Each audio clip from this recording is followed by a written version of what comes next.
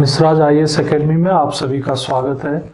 और हम लोगों ने प्लेटो के बारे में पिछली क्लास में भी हमने चर्चा की थी और उसमें हमने देखा कि प्लेटो का जीवन किस तरह से विकसित हुआ और प्लेटो एक दार्शनिक रूप में कैसे विकसित हुए, उनका जीवन काल कैसा रहा उसके बारे में हमने बताया। और साथ ही साथ उस वीडियो में आप लोगों ने चर्चा की कि आदर्श राज्य की अवधारणा क्या थी प्लेटो की। अब अगर आदर्श राज्य के बारे में बात करेंगे तो प्लेटो के न्याय के सिद्धांत की भी चर्चा करनी पड़ेगी। तो आइए हम लोग चर्चा करते हैं प्लेटो के न्याय के सिद्धांत की, क्योंकि आदर्श राज्य की आवश्यकता को पूरा करने के लिए प्लेटो के न्याय के सिद्धांत की भी जरूरत होगी। और जब न्याय की व्याख्या करेंगे तो हमें जाना पड़ेगा उनकी एक प्रमुख रचना रिपब्लिक में। रिपब्लिक जो कि प्लेटो की एक प्रमुख रचना है, उसका केंद्रीय प्रश्न जो सेंट्रल क्वेश्चन है वही है जस्टिस, यानी कि न्याय क्या है और न्याय कैसे स्थापित किया जाए। न्याय स्थापित किए जाने से ही आदर्श राज्य का विकास हो पाएगा। इन सब बातों की चर्चा की गई है और उस चैप्टर का नाम है डाइकाइसोने। उस चैप्टर का नाम है जिसमें जो प्लेटो के न्याय के सिद्धांत की चर्चा की गई है विस्तृत रूप से, वो है डाइकाइसोने। इस चैप्टर में कहा गया है कि न्याय प्रबंध यानी न्याय का प्रबंध करना और न्याय का सिद्धांत, ये डाइकाइसोने का अगर शाब्दिक अर्थ देखेंगे तो ये आपको मिलेगा, न्याय का प्रबंध और न्याय का सिद्धांत। तो न्याय है क्या? प्लेटो कहते हैं कि न्याय क्या है, क्या न्याय को परिभाषित किया जा सकता है? तो उनका जवाब यह है कि देखिए, न्याय का कोई कानूनी परिभाषा नहीं है। There is no legal definition of justice. न्याय केवल इतना है, अगर न्याय का अर्थ देखेंगे सामान्य शब्दों में तो न्याय का अर्थ केवल इतना है कि मनुष्य अपने उन सब कर्तव्यों को पूरा करे। मनुष्य अपने उन सब कर्तव्यों का पूरा पालन करे जिनका पालन समाज के उद्देश्यों की दृष्टि से किया जाना आवश्यक है। मनुष्य अपने उन सब कर्तव्यों का पालन करे, यानी वो जो भी उनकी ड्यूटी है जो समाज के उद्देश्यों को पूरा करने के लिए जरूरी है, अगर वो पूरा करता है तो यही न्याय है। This is called justice. इस तरह से उन्होंने न्याय को परिभाषित किया। ये एक बहुत ही सरल और बहुत ही गंभीर परिभाषा मानी जाती है न्याय के दृष्टिकोण से, क्योंकि अगर कोई भी मनुष्य अपने उन सब कर्तव्यों का पालन कर रहा है जो समाज के उद्देश्यों को पूरा करने के लिए जरूरी है, तो स्वाभाविक रूप से न्याय स्थापित हो जाती है। तो इस तरह से न्याय को परिभाषित करने की कोशिश प्लेटो ने की है। अब वो न्याय को भी दो हिस्सों में बांटते हैं। पहला है सामाजिक न्याय यानी सोशल जस्टिस और दूसरा है वैयक्तिक न्याय। तो आइए देखते हैं सामाजिक न्याय क्या होता है और वैयक्तिक न्याय क्या होता है। तो सोशल जस्टिस सामाजिक रूप से न्याय, यानी जो सामाजिक न्याय जिसको कहते हैं, वो समाज के विभिन्न अंगों से उनके कर्तव्यों का पालन कराता है। यानी समाज के जो विभिन्न अंग हैं, different organs of the society fulfil there duty is called the social justice. समाज के जितने भी अंग हैं। अब प्लेटो के विचारधारा में जरा पीछे जाके देखिए कि प्लेटो ने समाज में कौन कौन से अंग माने, तो 3 घटक माने उन्होंने। There are 3 components. पहला प्रोड्यूसर कंपोनेंट, दूसरा सैनिक यानी मिलिट्री कंपोनेंट और तीसरा रूलर कंपोनेंट। तो 3 घटक हो गए, उत्पादक, सैनिक और शासक। अगर ये उत्पादक, सैनिक और शासक जो इनकी ड्यूटी है, जो इनका कर्तव्य है, उन कर्तव्यों को निर्धारित समय में समाज के उद्देश्यों को पूरा करने के लिए अगर वो कर रहे हैं तो क्या कर रहे हैं? न्याय कर रहे हैं और इससे सामाजिक न्याय स्थापित होगी। और साथ ही साथ अपने कर्तव्यों का पालन करते हुए वो किसी दूसरे वर्ग को वो डिस्टर्ब भी नहीं कर रहे हैं, उनके अधिकार क्षेत्र में एनक्रोचमेंट भी नहीं कर रहे हैं। तो इस तरह से एक सामाजिक न्याय की स्थापना हो जाएगी। दूसरी तरफ उन्होंने वैयक्तिक न्याय की बात की। वैयक्तिक न्याय क्या होता है कि व्यक्ति के भीतर देखिए तीन चीजें महत्वपूर्ण है। एक तो उसकी विचार, वो क्या सोचता है, उसकी फीलिंग क्या है, किसी भी बात के बारे में, किसी भी सोच के बारे में उसकी फीलिंग क्या है, भावनाएं क्या है, और तीसरी उसकी इच्छा क्या है। यानी कि विचार, thought, his feeling and his Dzire. अब यहां से उत्पन्न होती है व्यक्तिगत न्याय की बात, क्योंकि ये तीनों चीज व्यक्ति को उसके कर्तव्य से विमुख भी कर सकता है और उसको कर्तव्य पथ पर आगे बढ़ाने में मदद भी कर सकता है, क्योंकि ये विचार, भावनाएं और इच्छाएं व्यक्ति को प्रभावित करेंगे। अगर इन तीनों चीजों के बीच बेहतर समन्वय है, यानी विचार, भावनाएं और इच्छाओं के बीच अच्छा समन्वय है, नियंत्रित है, विचार, भावनाएं और इच्छाएं नियंत्रित हैं, इनके बीच एक अच्छा समन्वय है, तो इससे वैयक्तिक न्याय स्थापित होगा। लेकिन अगर इनके बीच एक समन्वय जितना होना चाहिए, जितना कोऑर्डिनेशन होना चाहिए, अगर वो नहीं है, तो या तो धर्मांधता बढ़ जाएगी या फिर कामांधता बढ़ जाएगी। यानी कि काम के प्रति बहुत लालसा बढ़ जाएगी, भ्रष्टाचार बढ़ जाएगा, जो लोगों की धन की लोलुपता है वो बढ़ जाएगी, और कुल मिला के अव्यवस्था पैदा हो जाएगी। तो इसीलिए इनजस्टिस उत्पन्न हो जाएगा। कहने का मतलब है अन्याय बढ़ जाएगा। तो यहाँ पर व्यक्तिगत न्याय कैसे स्थापित होगा कि व्यक्ति के जो विचार हैं और जो भावनाएं हैं और जो इच्छाएं हैं, जो उनकी इच्छा है वो समाज के उद्देश्यों के अनुरूप हो, जो उसकी भावनाएं हैं वो समाज के उद्देश्यों के अनुरूप और उसके कर्तव्यों के अनुरूप हो, और जो उसके विचार हैं वो उसके कर्तव्यों के अनुरूप है। तो क्या होगा, ये जो विचार, भावनाएं और जो उसकी इच्छाएं होंगी वो समन्वित होंगी, कोऑर्डिनेटेड होंगी, और बेहतर समाज का निर्माण होगा, और व्यक्तिगत तौर पर भी कोई इनजस्टिस वो नहीं करेगा बल्कि जस्टिस करेगा। अब इन्हीं सब विशेषताओं से, यानी कि ये सामाजिक न्याय और वैयक्तिक न्याय से देखिए क्या क्या चीजें स्थापित होती है। यहां पर पहली चीज तो ये स्थापित होती है कि प्लेटो का जो न्याय है वो बाहरी नहीं है, वो आंतरिक है। प्लेटो का न्याय बाहरी नहीं है। The justice of Plato is not external, it is internal. ये अंदर से उत्पन्न हो रही है। मतलब इसके लिए कोई सुप्रीम कोर्ट या हाई कोर्ट या कोई सबऑर्डिनेट कोर्ट या अन्य बाहर पुलिस या प्रशासन की जरूरत नहीं है। व्यक्ति खुद को ही पता है कि न्याय क्या है। वो अंदर से महसूस कर रहा है कि मुझे क्या करना है, मेरे विचार, भावनाएं और मेरे कर्तव्य क्या है। सामाजिक न्याय में देखेंगे तो वहां पर जो तीनों वर्ग, बड़े वर्ग हैं, उत्पादक वर्ग, सैनिक वर्ग और शासक वर्ग, उन्हें पता है कि उनकी ड्यूटी क्या है।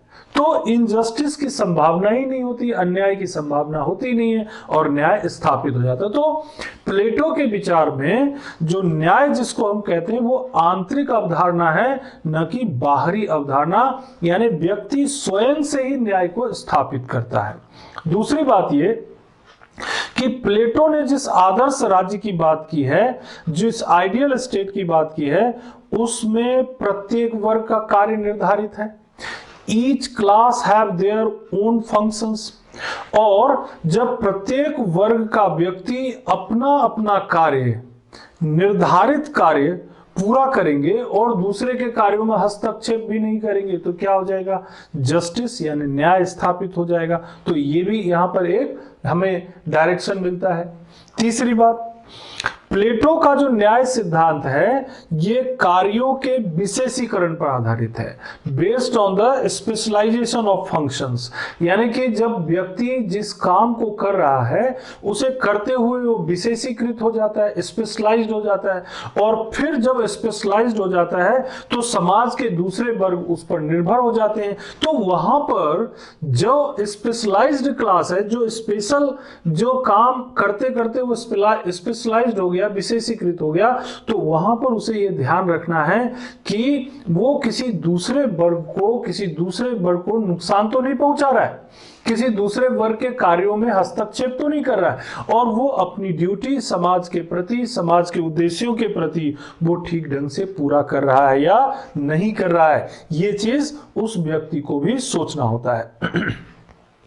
प्लेटो ने मनुष्य की 3 प्रवृत्तियों का उल्लेख किया है। पहला है ज्ञान, दूसरा है साहस और तीसरा है तृष्णा। देखिए जो तृष्णा है वो तृष्णा मतलब हुआ काम। काम से मतलब क्या हुआ कि उत्पादक वर्ग जो काम करता है, मतलब समाज की जो नीड है, भोजन है, कपड़ा है, मकान है, या इस तरह की जो शारीरिक और मानसिक जो आवश्यकता है, तो मानसिक आवश्यकता तो नहीं, जो भौतिक आवश्यकता है, जो फिजिकल नीड है, उसके लिए चाहिए तृष्णा। तो एक वर्ग एक इन गुणों से क्या हो जाएगा, तृष्णा के गुणों से क्या निर्मित हो जाएगा, उत्पादक वर्ग बन जाएंगे। साहस, समाज में जिन लोगों में साहस होगा, उत्साह होगा, रक्षा करने का भाव होगा, तो क्या बन जाएगा, सैनिक वर्ग बन जाएंगे। और जिनके पास ज्ञान है, विवेक है, तार्किक क्षमता है और शिक्षा है और दर्शन उनके पास है, फिलॉसफी है, तो वो क्या बन जाएंगे, शासक वर्ग बन जाएंगे। तो इस तरह से प्लेटो का न्याय सिद्धांत ये कहता है कि व्यक्ति के पास जिस तरह के गुण हैं, जिस तरह के अनुभव हैं, जिस तरह की प्रवृत्ति है, टेंडेंसी है, उसी के अनुरूप उसको काम मिल जाता है। तो इसीलिए समाज विभाजित हो जाएगा, कुछ लोग शासक वर्ग में चले जाएंगे, कुछ सैनिक वर्ग में चले जाएंगे और कुछ उत्पादक वर्ग में चले जाएंगे। तो इस तरह से सबको उसका काम भी मिल जाएगा और सभी अपना अपना काम करते हुए जो है वो किसी दूसरे क्षेत्र में एनक्रोचमेंट नहीं करेंगे, हस्तक्षेप नहीं करेंगे, तो न्याय स्थापित होगा। ठीक इस तरह से हाँ, एक और महत्वपूर्ण बात यह है कि आदर्श राज्य में न्याय की भावना तभी संभव है जब शासक दार्शनिक हो, जब शासक दार्शनिक हो और सैनिक और शासक वर्ग के लिए साम्यवाद की व्यवस्था हो। देखिए दो वर्ग ऐसे हैं, एक सैनिक वर्ग और दूसरे शासक वर्ग। इन दोनों के लिए साम्यवाद, यहां पर साम्यवाद के दो मतलब हैं, एक है पारिवारिक साम्यवाद और दूसरा है आर्थिक साम्यवाद। तो वो जो लोग होंगे यानी जो शासक होंगे और जो सैनिक होंगे, उनके लिए जो संपत्ति की व्यवस्था होगी या उनके लिए जो संपत्ति की व्यवस्था होगी वो उत्पादक वर्गों के द्वारा किया जाएगा। उत्पादक वर्ग ही उनके वेतन निर्धारित करेंगे। ये शासक वर्ग का कोई अपना खुद की संपत्ति नहीं होगी, खुद का परिवार नहीं होगा। यही चीज जो है सैनिक वर्ग के लिए भी होगा। आगे हम बताएंगे आपको कि ये पारिवारिक साम्यवाद और ये आर्थिक साम्यवाद कैसे स्थापित करने की बात करते हैं, तो आगे आप और समझ जाएंगे। लेकिन यहाँ पर जिस न्याय की बात कर रहे हैं प्लेटो, उसके लिए जो राजा होना चाहिए, राजा कैसा होना चाहिए, आदर्श होना चाहिए। आदर्श राजा कौन होगा, जो दार्शनिक राजा होगा। दार्शनिक राजा कौन होगा, जो समाज के कल्याण के लिए सोचेगा, खुद की संपत्ति या परिवार के बारे में नहीं सोचेगा। वही राजा आदर्श होगा, दार्शनिक होगा और ऐसे राजा ही समाज का कल्याण कर पाएंगे और सामाजिक न्याय भी स्थापित कर पाएंगे। क्योंकि ये राजा पहले तो व्यक्तिगत न्याय स्थापित कर सकेंगे, सामाजिक न्याय स्थापित कर सकेंगे और बेहतर समाज का निर्माण हो पाएगा। प्लेटो का जो न्याय सिद्धांत है ये सामाजिक एकता को बढ़ावा देता है, सोशल यूनिटी को बढ़ावा देता है और इसमें मानव जीवन के सभी पक्षों को भी ध्यान में रखा जाता है। तो यहाँ पर आपको जो प्लेटो का न्याय सिद्धांत है इसके बारे में आपको पता चल जाता है। और देखिए इसमें एक और खास बात ये आ जाती है प्लेटो के न्याय सिद्धांत में कि ये जो प्लेटो का न्याय सिद्धांत है ये शिक्षा से भी जुड़ा हुआ है। क्योंकि जब तक शिक्षा नहीं होगी तब तक न्याय स्थापित कैसे होगा, आखिर दार्शनिक राजा लाएंगे कहां से, तो शिक्षा के माध्यम से। तो अब आगे बात करते हैं प्लेटो का शिक्षा सिद्धांत। तो प्लेटो का शिक्षा सिद्धांत क्या है, ये भी उन्होंने रिपब्लिक में ही, जब आइडियल स्टेट की बात होती है तो शिक्षा की भी बात होगी। शिक्षा की बात इसलिए होगी क्योंकि उन्हें दार्शनिक राजा चाहिए। दार्शनिक राजा का कैसे पैदा करेंगे, कैसे बनाएंगे, तो शिक्षा के माध्यम से। तो कहते हैं कि शिक्षा मानसिक रोग का मानसिक उपचार है। Education is the mental treatment of mental disease, यानी कि अशिक्षित होना, अज्ञानी होना अपने आप में एक बीमारी है, एक अपने आप में ये रोग है। तो इसका उपचार क्या है, शिक्षा। और शिक्षा क्या है? मस्तिष्क में जाएगा, ज्ञान बढ़ेगा, नॉलेज बढ़ेगा, तो उस बीमारी का इलाज हो जाएगा। तो शिक्षा मानसिक रोग का मानसिक उपचार है, ऐसा कहते हैं। शिक्षा से क्या होता है? बुद्धि में तीक्ष्णता आती है, शार्पनेस आती है, logical power, reasoning power develop होती है, तीक्ष्णता आती है। नैतिक शिक्षा से क्या होगा? अगर हम मोरल एजुकेशन देंगे लोगों को, तो उससे क्या होगा? आत्म संयम बढ़ेगा और परोपकार की भावना बढ़ेगी। आत्म संयम यानी कि पैसेंस रखने की, सेल्फ पैसेंस रखने की क्षमता बढ़ेगी, और साथ ही साथ जो है परोपकार की भावना, दूसरों के प्रति काम करने की भावना बढ़ेगी। राजनीतिक चेतना हमें लाना जरूरी है, क्योंकि प्लेटो जो थे वो ये कह रहे थे कि भाई हमारे समाज में, हमारे देश में, खासकर वो यूनान और एथेंस के संदर्भ में जब बात करते हैं तो वहां बहुत अव्यवस्था थी, तो अव्यवस्था को ठीक करना चाहते थे। तो इसके लिए राजनीतिक चेतना चाहिए, लोगों में कर्तव्य की भावना चाहिए। तो कहां से आएगा? तो शिक्षा से आएगा। इसीलिए उन्होंने कहा कि शिक्षा जो है ये जीवन पर्यंत चलने वाली प्रक्रिया है। Education is the process which runs whole life. Zero से लेकर यानी जन्म से लेकर 50 वर्ष तक की उन्होंने शिक्षा की योजना प्रस्तुत की, जिसमें उन्होंने कभी काल्पनिक कथाओं के माध्यम से शिक्षा, संगीत के माध्यम से, म्यूजिक के माध्यम से शिक्षा, व्यायाम एक्सरसाइजेस के माध्यम से शिक्षा, सैनिक शिक्षा मिलिट्री एजुकेशन, गणित मैथमेटिक्स के माध्यम से, दर्शन शास्त्र फिलॉसफी, ज्योतिष एस्ट्रोलॉजी और व्यवहारिक ज्ञान यानी काम करते हुए भी शिक्षा की बात उन्होंने की है। तो शिक्षा अनवरत चलने वाली प्रक्रिया है, इस बात का समर्थन करते हैं प्लेटो, क्योंकि प्लेटो का यह मानना है कि अगर शिक्षा जीवन पर्यंत चलेगा, लोगों में राजनीतिक चेतना विकसित होगी, लोग जो है कर्तव्यों के प्रति, कर्तव्यों उनकी ड्यूटी के प्रति अगर वो सजग रहेंगे, तो इससे आदर्श राज्य के निर्माण में मदद मिलेगी। और साथ ही साथ शिक्षा के माध्यम से राजा के भीतर सद्गुणों का विकास हो पाएगा, वर्च्यू सद्गुणों का विकास, जिसके लिए सुकरात भी पूरे जीवन भर प्रयास करते रहे। सद्गुण ही ज्ञान है, virtue is the knowledge and knowledge is the virtue, है ना। एक बहुत महत्वपूर्ण स्टेटमेंट है। सद्गुण ही ज्ञान है, यानी हमारे अंदर जो सद्गुण है, अच्छे गुण है, अच्छे कैरेक्टर है, वही हमारा नॉलेज भी है। और जो हमारा नॉलेज है, ज्ञान है, वही परिवर्तित होके कैसा दिखाई पड़ेगा? अच्छे गुणों के रूप में, सद्गुण के रूप में दिखाई पड़ेगा। जो दार्शनिक शासक बनेंगे, यानी कि जब हम उन्हें शिक्षित करेंगे, शिक्षा देंगे, और जब वो दार्शनिक शासक निर्मित होंगे, तो देखिए क्या गुण उनके अंदर विकसित होंगे। देखिए पहली बात तो वो विवेकी होंगे, बौद्धिक क्षमता उनकी अच्छी होगी, उनमें संयम रखने की यानी कि पैसेंस रखने की क्षमता अच्छी होगी, न्याय करने की क्षमता अच्छी होगी, वो दूरदर्शी होंगे, उनको भविष्य में क्या घटने वाला है या क्या हो रहा है इसके बारे में उन्हें बेहतर पता होगा, दूरदर्शी होंगे, अपने कर्तव्यनिष्ठ होंगे, ईमानदार होंगे, ऑनेस्ट और दयालु भी होंगे। लेकिन ये सब गुण कहां से विकसित होगा? शिक्षा से।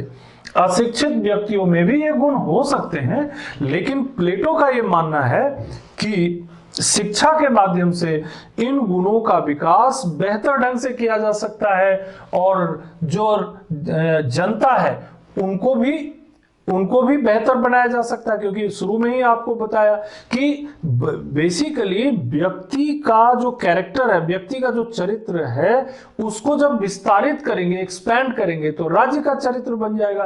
तो अगर लोगों में राजनीतिक चेतना है, कर्तव्य की भावना है, और हमारे पास दार्शनिक राजा भी है, दार्शनिक शासक भी है, तो बेहतर राज्य का निर्माण होगा, बेहतर समाज का निर्माण होगा, कल्याणकारी राज्य की स्थापना होगी, और अल्टीमेटली जो न्याय की अवधारणा है वो स्थापित हो जाएगी। तो प्लेटो का यही मकसद है।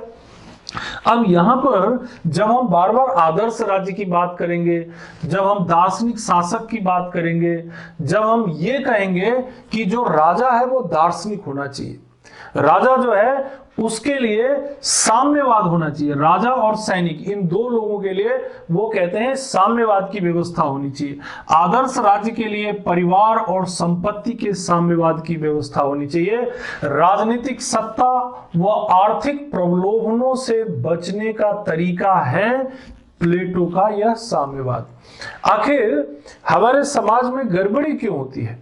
गड़बड़ी दो कारणों से होती है। एक तो पहली चीज तो ये कि आर्थिक प्रलोभन, और दूसरा है राजनीतिक सत्ता, यानी सत्ता के प्रति लोभ। अब ये देखिए, आर्थिक प्रलोभन से बचने के लिए उन्होंने क्या बोला? उन्होंने बोला भाई राजा की कोई संपत्ति ही नहीं है, उसकी कोई संपत्ति नहीं होगी, उसकी संपत्ति या उसका वेतन तो वही होगा जो उत्पादक तय करेगा, जो प्रोड्यूसर तय करेगा। दूसरी बात, कभी कभी भ्रष्टाचार इसलिए भी बढ़ता क्योंकि परिवार, फैमिली, तो जब परिवार का मोह ही नहीं रहेगा, जो दार्शनिक राजा है उसका परिवार ही नहीं होगा, तो उसका मोह भी नहीं होगा परिवार के प्रति। तो इसका परिणाम ये होगा कि जब परिवार का मोह नहीं होगा, जब संपत्ति का मोह नहीं होगा, तो अल्टीमेटली वो समाज के वेलफेयर के लिए, राज्य के वेलफेयर के लिए वो काम करेगा। तो इसलिए वो आर्थिक प्रलोभनों और राजनीतिक सत्ता और पारिवारिक मोह से बचने के लिए ये तरीका जो है ये एडॉप्ट करते हैं, ये तरीका अपनाने की सिफारिश करते हैं। तो शासक वर्ग के लिए और सैनिक वर्ग के लिए, इन दोनों के लिए व्यक्तिगत संपत्ति और पारिवारिक जीवन की जो चिंताएं हैं इनसे मुक्त रखने के लिए वो ये पारिवारिक साम्यवाद और संपत्ति के साम्यवाद की बात करते हैं। अब यहां पर एक विवादित चीज ये आ जाती है कि चलिए ये आर्थिक साम्यवाद तो मान लेते हैं कि भाई चलो उनकी कोई संपत्ति नहीं है, उनको भोजन, रहने, खाने पीने की व्यवस्था जो समाज का जो उत्पादक वर्ग है या जो समाज के लोग हैं उनके द्वारा कर दिया जाएगा। लेकिन परिवार का नहीं होना, यानी कि इसका मतलब ये हुआ कि जो उनका कोई संबंध भी नहीं होगा, परिवार भी नहीं होगा, स्त्री भी नहीं होंगे, बच्चे भी नहीं होंगे, पत्नी भी नहीं होगी, तो ये कैसे होगा? उसमें भी साम्यवाद की बात की।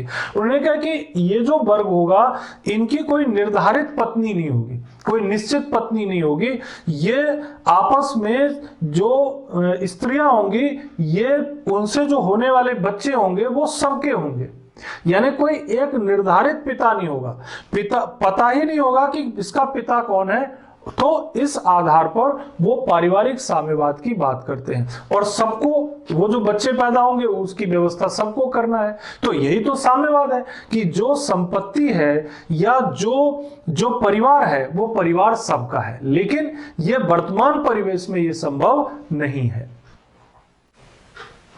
प्लेटो की इस विचारधारा का आधुनिक संदर्भ में आलोचना भी की जाती है कि इससे जो है समाज में अनैतिकता बढ़ेगी, इससे समाज में अनैतिकता बढ़ेगी। लेकिन उनका उस दृष्टिकोण से ये था कि परिवार और पत्नी और बच्चों के मोह के कारण कई शासक और सैनिक जो है वो अपने रास्ते से अलग हो जाते थे। जो न्याय की विचारधारा या आदर्श राज्य की विचारधारा थी उससे वो हट जाते थे। इससे समाज में अव्यवस्था पनपती थी। तो उस दृष्टिकोण से उन्होंने ये विचारधारा दी थी। लेकिन वर्तमान संदर्भ में हम ये कह सकते हैं कि ये विचार उपयुक्त नहीं होगा। खासकर जो परिवार का साम्यवाद है वो जरा मुश्किल अवधारणा है। लेकिन कुल मिलाकर के प्लेटो का साम्यवाद एक आदर्श राज्य की स्थापना करने के लिए एक फिलोसफर किंग की अवधारणा को स्थापित करने की कोशिश करते हैं। एक और बात जो प्लेटो अपनी बातों में रखते हैं वो है नैतिकता, मोरालिटी ऑफ प्लेटो। प्लेटो की नैतिकता भी आदर्श राज्य की जो अवधारणा है उसके लिए जरूरी है, क्योंकि जब लोग नैतिक होंगे, जब शासक नैतिक होंगे, जब उत्पादक नैतिक होंगे, जब सैनिक नैतिक होंगे, तो अल्टीमेटली समाज में क्या होगा? नैतिकता होगी। तो इसके लिए क्या चाहिए? तो देखिए 4 तरह से वो नैतिकता को स्थापित करना चाहते हैं। पहली चीज, बुद्धि या विवेक का प्रयोग, तार्किक शक्ति के आधार पर नैतिकता का स्थापित किया जाना। अगर बुद्धि और विवेक का, यानी कि जो हमारा लॉजिक है, जो हमारा इंटेलेक्ट है, इसका प्रयोग करके, लॉजिकल पावर का प्रयोग करके हम नैतिकता को स्थापित करेंगे। दूसरा जो साहस है, सूरता मतलब वीरता, बहादुरी, जो सैनिक लोग हैं उन सैनिक लोगों के लिए ये जो नैतिकता ये जरूरी है कि आप सूरता यानी बहादुरी को बनाए रखिए। अपनी लड़ाई की जो आपकी क्षमता है, युद्ध लड़ने की जो आपकी क्षमता है, जो उत्साह है, उसे बनाए रखना, और इसके लिए भी तार्किक बुद्धि की आवश्यकता होगी। तो देखिए, एक तो बुद्धि के माध्यम से, दूसरा शूरता के माध्यम से यानी बहादुरी के माध्यम से, तीसरा आत्म संयम के माध्यम से यानी कि पैसेंस रख करके, सेल्फ पैसेंस रख करके, और मानवीय मनोवेगों का नियंत्रण करके। यानी कई तरह की भावनाएं होंगी, कई तरह के विचार आएंगे, लेकिन अगर ऐसी भावनाएं, ऐसे विचार जो समाज के लिए अनैतिक हो, जो समाज में गड़बड़ी पैदा करे, उन्हें आपको क्या करना होगा? नियंत्रित करना पड़ेगा आत्म संयम से। और चौथा है न्याय, जो बहुत ही जरूरी है। न्याय कर्तव्यों का ध्यान दिलाने वाला है। न्याय क्या करता है? जैसे पहले भी परिभाषित किया, अगर कोई भी व्यक्ति अपना कर्तव्य जो समाज के उद्देश्यों को पूरा करने के लिए है, अगर वो पूरा करता है निर्धारित समय में, तो न्याय है। तो न्याय भी अपने आप में नैतिकता का ही एक आधार है। तो बुद्धि, बहादुरी यानी शूरता, आत्मसंयम और न्याय, ये चारों चीज मिलकर के आदर्श राज्य में नैतिकता को स्थापित करने में मदद करेंगे। तो यहां पर आपको प्लेटो की नैतिकता के बारे में संक्षेप में पता चल जाता है। मनुष्य में नैतिकता उसी प्रकार आवश्यक है, उसी प्रकार मनुष्य में नैतिकता का होना बेहद आवश्यक है, क्योंकि बेहतर यानी आदर्श राज्य के निर्माण के लिए ये एक कच्चा माल है, बेसिक चीज है। अगर नैतिकता ही नहीं होगी तो आदर्श राज्य भी नहीं होगा। अगर फिलोसफर, दार्शनिक राजा नहीं होगा तो आदर्श राज्य भी नहीं होगा। और अल्टीमेटली प्लेटो क्या चाहते हैं? आदर्श राज्य स्थापित करना चाहते हैं, जिससे सभी लोगों का जीवन बेहतर हो सके। तो अब सवाल ये उठता है कि क्या नैतिकता सीखी जा सकती है? तो कहते हैं कि मनुष्य नैतिकता उसी प्रकार सीख सकता है जैसे कोई दूसरा विषय, जैसे हिस्ट्री, जैसे ज्योग्राफी, जैसे इकोनॉमिक्स, जैसे साइंस। आप नैतिकता भी उसी प्रकार सीख सकते हैं। तो नैतिक लोग पैदा नहीं होते, बल्कि उन्हें शिक्षा द्वारा, अब फिर यहां पर शिक्षा का महत्व आ जाता है, शिक्षा के द्वारा उन्हें बनाया जा सकता है। By the education such ethical people यानी कि moral people can be developed, the philosopher king can be developed. यही बात प्लेटो कहना चाहते हैं। तो इन सारी विचारधाराओं से, मतलब जब पिछले क्लास में हमने आपसे बात की थी आदर्श राज्य की, और अभी जब हम आपसे चर्चा कर रहे हैं प्लेटो के न्याय की विचारधारा की, प्लेटो के शिक्षा के सिद्धांत की, प्लेटो के पारिवारिक साम्यवाद और परिवार और संपत्ति के साम्यवाद की, और प्लेटो के नैतिकता की, और इन सब चीजों को मिलाकर अगर आप एक साथ देखेंगे तो अल्टीमेटली प्लेटो क्या चाहते हैं? प्लेटो चाहते हैं कि एक आदर्श राज्य का निर्माण हो, एक आइडियल स्टेट बने, जो समाज के विभिन्न वर्ग हैं, चाहे वो सैनिक वर्ग हो, चाहे वो प्रशासक यानी शासक वर्ग हो, या वो उत्पादक वर्ग हो, वो अपने अपने कर्तव्यों को समाज के हित में पूरा करें। साथ ही साथ वो ये भी चाहते हैं कि न्याय स्थापित हो। न्याय स्थापित होने के लिए जरूरी है कि सभी वर्ग के लोग अपने अपने कार्यों को करते हुए दूसरे वर्गों के कार्यों में हस्तक्षेप न करें। इस तरह से एक बेहतर आदर्श राज्य का निर्माण हो सकेगा, एक बेहतर समाज का निर्माण हो सकेगा, जिसमें कि सभी लोगों का वेलफेयर होगा। सभी लोगों का यानी जो भी लोग हैं, जो भी उस राज्य के जो नागरिक हैं, उन सभी नागरिकों का उसमें भला होगा। अब यहाँ पर एक स्टेटमेंट देते हैं, एक बहुत ही महत्वपूर्ण यहाँ पर एक व्याख्या करते हैं प्लेटो। वो कहते हैं, शुरुआत में ऐसा आपको लगेगा कि ये स्टेटमेंट शायद उन्होंने सही नहीं दिया है और शायद कुछ गलत दिशा में दे रहे हैं, लेकिन जब आप इसकी पूरी भावना को समझेंगे तो आप समझ जाएंगे कि उस समय में यानी आज से लगभग 2500 साल पहले वो स्त्री पुरुष समानता की बात कर रहे थे, वो स्त्री पुरुष समानता की बात कर रहे थे, वो नागरिक समानता की बात करना चाहते थे, वो ह्यूमन राइट्स की बात करना चाहते थे। वो बात आपको इस स्टेटमेंट से पता चल जाएगा। वो कहते हैं, मैं ईश्वर को धन्यवाद करता हूं कि मैं गैर संस्कृत, गैर यूनान के बजाय यूनान में जन्मा। वो कहते हैं कि मैं ईश्वर को धन्यवाद देता हूं कि यूनान के बाहर जो अनकल्चर्ड सोसाइटी है, जहां पर संस्कृति विकसित ही नहीं हुई है, लोगों को जीने का तरीका ही विकसित नहीं हुआ, साहित्य का विकास नहीं हुआ, मैं यूनान के बाहर पैदा नहीं हुआ, मैं एक सिविलाइज्ड यूनान में पैदा हुआ। और ये सही बात है, उस समय ग्रीस, यूनान, एथेंस ये सब विकसित देश थे, विकसित राज्य थे, और यहाँ पर सारी चीजें जो सुविधाएं थी ये विकसित हो रही थी। तो उन्होंने कहा कि मैं यूनान में जन्मा, मैं दास के बजाय नागरिक के रूप में जन्मा। यानी कि जो दास होते थे ना वो नागरिक नहीं होते थे, और दास प्रथा प्रचलित थी। तो वो कहते हैं मैं दास पैदा नहीं हुआ, मैं एक नागरिक के रूप में जन्मा। मैं स्त्री के बजाय पुरुष के रूप में जन्मा, यानी मैं स्त्री नहीं बना, मैं स्त्री नहीं था, मैं पुरुष के रूप में जन्मा। अर्थात मैं एक नागरिक था और नागरिक के रूप में मुझे यूनान में महत्व मिला। अब इसकी भावना ये है कि वो एक तो देखिए दास व्यवस्था, दास की जो तकलीफ थी उसको वो यहां एक्सप्लेन करते हैं। दूसरी बात, जो स्त्रियों को समानता नहीं थी, वो कहते हैं कि मैं स्त्री के बजाय पुरुष के रूप में जन्मा, तो मैं धन्यवाद देता हूं ईश्वर को। तो यहां पर उनकी भावना यह है कि इसका मतलब हुआ कि दास हो गए, स्त्री हो गए, और कुछ हैंडीकैप्ड जो लोग होते थे वो उस समय में उनको नागरिक माना ही नहीं जाता था। तो वो इनकी भी वकालत करते हैं, वो कहते हैं कि इन्हें भी मेरी तरह ही नागरिक माना जाए। और इस तरह से स्त्री पुरुष समानता की अवधारणा को उस समय उन्होंने यूनान में लाने की कोशिश की प्लेटो ने।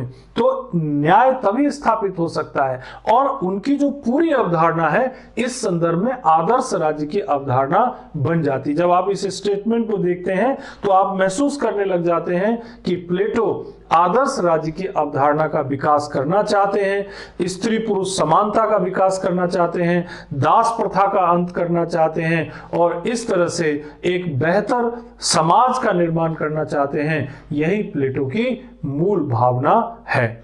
मैं समझता हूं आप लोगों ने प्लेटो के ऊपर ये दोनों वीडियोज अगर आप देख लेंगे तो आप स्टेट पीएससी और यूपीएससी के प्लेटो से संबंधित प्रश्नों को हल करने में कामयाब होंगे। अगर आपको हमारा ये लेक्चर अच्छा लगा हो तो आप हमारे चैनल को जरूर सब्सक्राइब कीजिएगा, इसे कमेंट, लाइक और शेयर भी अवश्य कीजिएगा। आप सभी लोगों को बहुत बहुत धन्यवाद, आपने हमारे इस लेक्चर को ध्यान से सुना।